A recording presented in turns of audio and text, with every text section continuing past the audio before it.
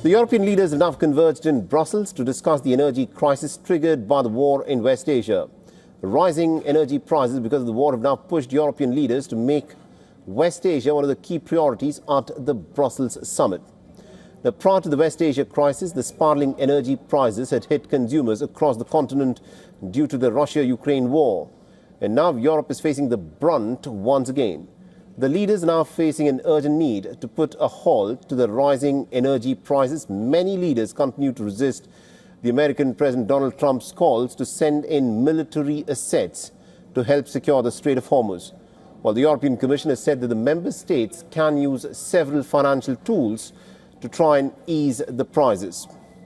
The German Chancellor Friedrich Merz had said that the EU will not open the blocked sea lanes in West Asia while hostilities are currently ongoing.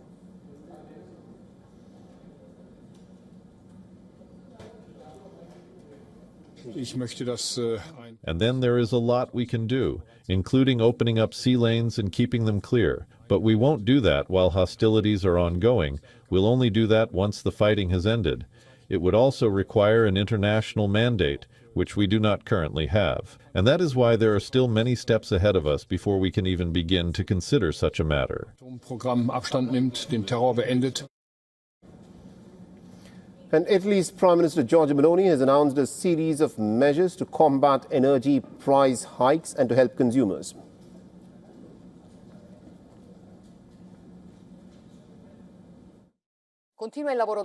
The government's work continues to cope with the increase in the price of fuel that is a result of the crisis in the Middle East. From the beginning, we activated all the measures available to assure the transparency on the prices and to intervene with the finance police and the antitrust in case of anomalous hikes at gas stations. And it is thanks to this activity that up until now that in Italy, the increase in prices has been lower than what is happening in the major European countries. Now, the Austrian Chancellor has said that Europe will not be blackmailed into joining the Iran war. This as he has ruled out any Austrian intervention in the blocked Strait of Hormuz. The NATO's Secretary General Mark Rutte has backed the US-Israeli attacks on Iran and has said that allies are discussing amongst each other on how to handle the closure of the Strait of Hormuz, calling the Gulf Passage crucial for the world's economy. So the Thursday summit in Brussels puts the spotlight on the energy crisis. Some countries are now demanding the European Commission to take action to shield their citizens, arguing for far-reaching interventions in EU's environmental policy and energy markets to achieve some short-term cost cuts. Others are adamant that the EU must preserve its existing rulebook and focus on long-term measures.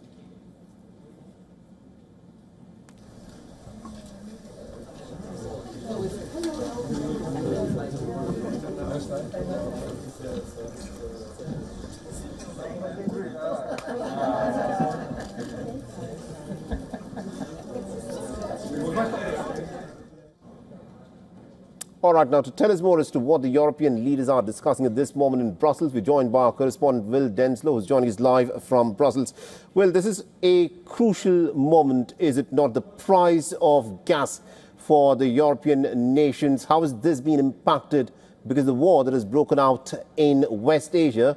And what sort of steps are the European nations planning to take to try and curtail the inflation that will be brought about because of the price of gas going up?